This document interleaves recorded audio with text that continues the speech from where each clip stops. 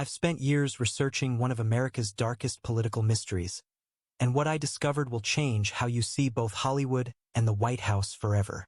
Marilyn Monroe didn't just die, she was eliminated. And the reason why goes straight to the heart of American power. Today, I'm going to walk you through exactly why the most famous woman in the world had to disappear, and who made sure it happened. Let me paint you a picture of 1962 America.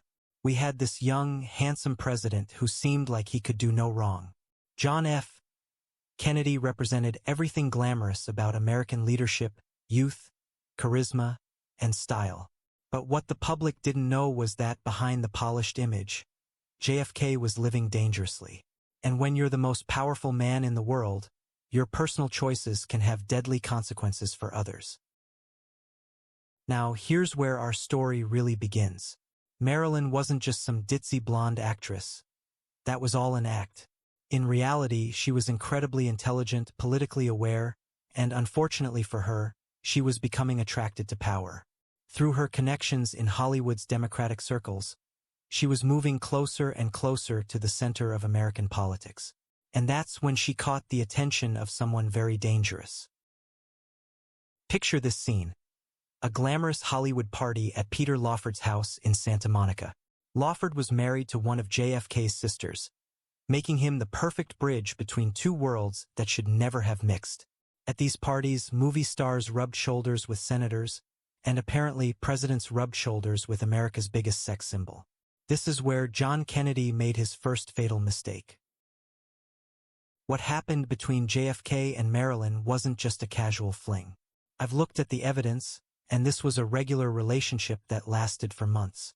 They met at private locations, had extended phone conversations, and Marilyn began to believe this was something real. But here's what she didn't understand. For Kennedy, she was entertainment. For her, he was becoming an obsession.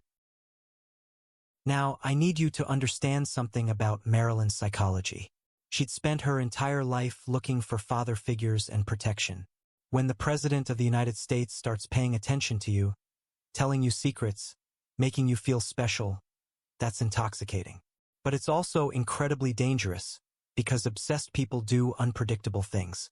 And unpredictable people who know state secrets, they become problems. This is where Bobby Kennedy enters our story. And trust me, this is where things get really dark. Bobby was JFK's enforcer, his problem solver. When his brother's affair with Marilyn started becoming a political liability, Bobby was sent in to clean up the mess. But here's the thing about Robert Kennedy. He was intense, passionate, and arguably even more charismatic than his brother. Can you see where this is going? What I discovered in my research absolutely shocked me. Bobby Kennedy, the moral crusader, the devoted family man, somehow got entangled with the very woman he was supposed to distance from his brother. Whether it started as business or became personal, Bobby found himself in regular contact with Marilyn Monroe. And this created a situation that was politically explosive for the entire Kennedy family. By spring 1962, Marilyn was spiraling. She was dealing with career problems, personal issues, and now she's emotionally involved with two of the most powerful men in America. But here's what made her truly dangerous. She started talking. Friends reported that she would casually mention her relationships with very important people and hint at secrets she knew. In the world of politics, loose lips don't just sink ships, they end lives. Then came the moment that sealed her fate. Madison Square Garden, May 19, 1962. Against all political wisdom, Marilyn was allowed to perform at JFK's birthday celebration. When she walked onto that stage in that skin-tight dress and breathed "Happy Birthday, Mr. President" into the microphone, she might as well have signed her own death warrant. That performance was so obviously intimate that it confirmed every rumor about their relationship. I've watched that performance dozens of times, and what I see isn't just entertainment. It's a woman publicly claiming her relationship with the President of the United States. The way she sang, the way she looked at him, the dress that had to be sewn onto her body. This was Marilyn making a statement.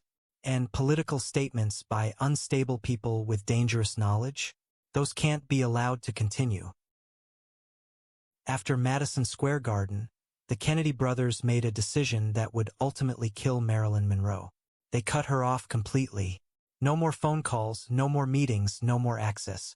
For a woman who believed she was in love with the President of the United States, who thought she had a special role in his life, this rejection was devastating. But more importantly, it made her angry. And angry people seek revenge. What happened next is what convinced me that Marilyn had to die. She started making phone calls, desperate, increasingly threatening phone calls to both the White House and the Justice Department. She wasn't just trying to reach Jack and Bobby Kennedy. She was making it clear that she had information that could destroy them. And when you threaten the Kennedy family, you're not just threatening individuals, you're threatening an entire political dynasty. The summer of 1962 was when everything started closing in on Marilyn. She knew her phones were tapped by the FBI, by the CIA, possibly by organized crime figures who had their own interests in Kennedy family secrets. She was paranoid, frightened, but also increasingly reckless. She was telling people she was going to tell all, and that she had information that would shock America. That's when she crossed the line from being a problem to being a threat. Now, let me tell you what Marilyn actually knew that made her so dangerous. Through her intimate relationships with both Kennedy brothers, she had learned about government operations, political strategies, and personal secrets that could have brought down the entire administration. She knew about JFK's health problems, foreign policy decisions, and family secrets that the American public was never supposed to hear.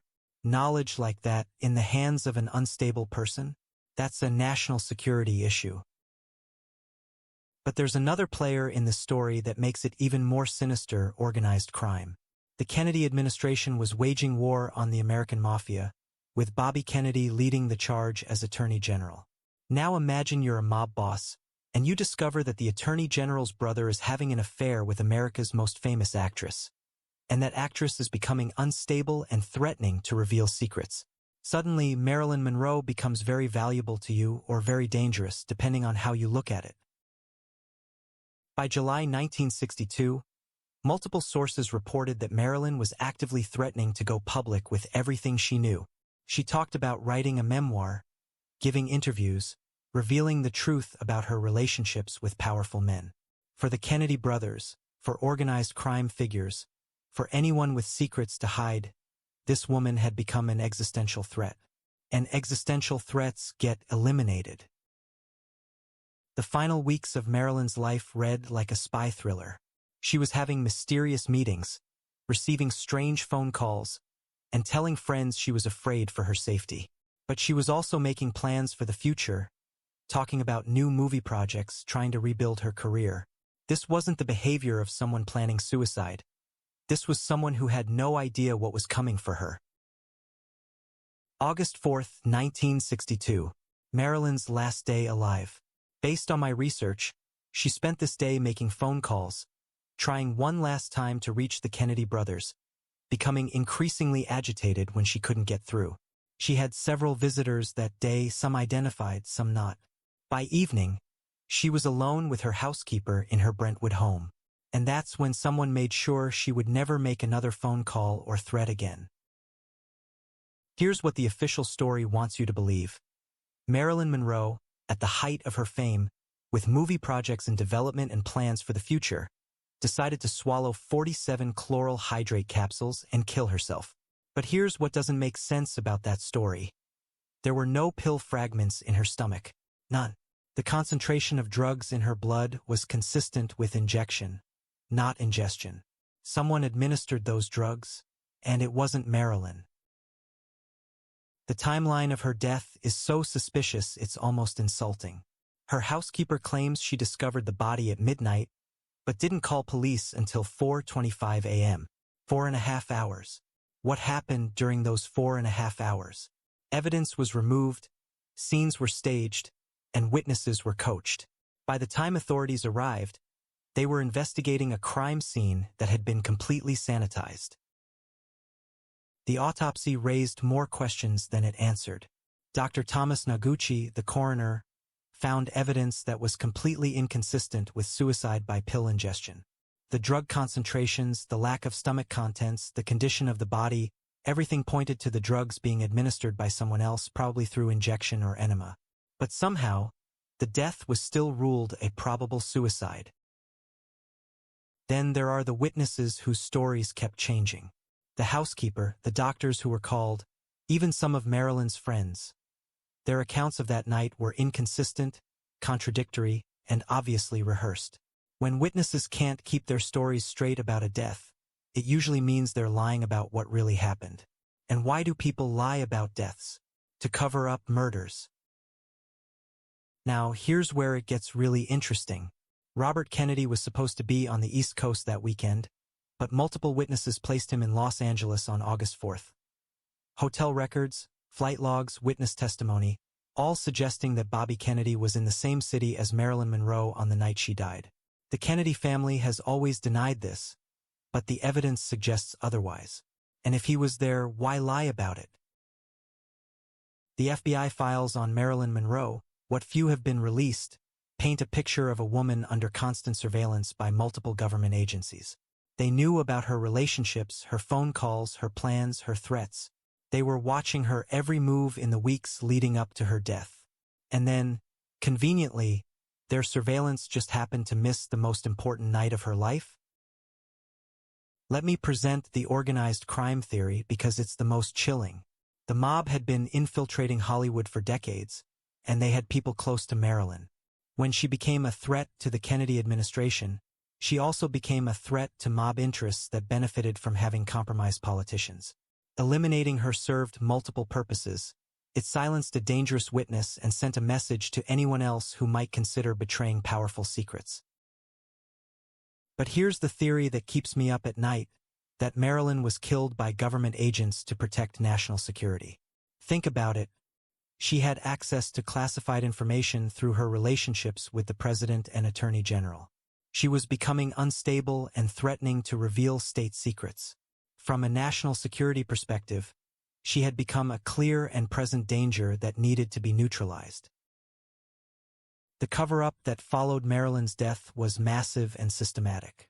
Evidence disappeared, witnesses were silenced, documents were classified, and alternative narratives were promoted. This wasn't just about protecting the Kennedy brothers' reputations. This was about protecting the entire structure of American political power. When that much effort goes into hiding the truth, it usually means the truth is absolutely devastating. Marilyn Monroe's death changed America in ways we're still feeling today. It was one of the first times Americans began to seriously question official government narratives. The idea that our leaders might be capable of murder to protect their secrets became part of our national consciousness. Every conspiracy theory that followed, from JFK's assassination to Watergate to modern political scandals, can trace its roots back to the questions raised by Marilyn's death. So why did Marilyn Monroe have to die? Because she knew too much, threatened too many powerful people, and became too unstable to trust with secrets that could destroy the American government. Whether she was killed by the Kennedys, the mob, or government agents, the result was the same: a woman who got too close to power paid the ultimate price for that access. Her death wasn't a tragedy. It was an execution. And the fact that we're still talking about it 60 years later proves that some secrets are too big to stay buried forever. The only question left is, who pulled the trigger? So what do you think? Was Marilyn Monroe silenced by the Kennedys, the mob, or someone even more powerful? Or was it all just a tragic accident? Let me know your take in the comments.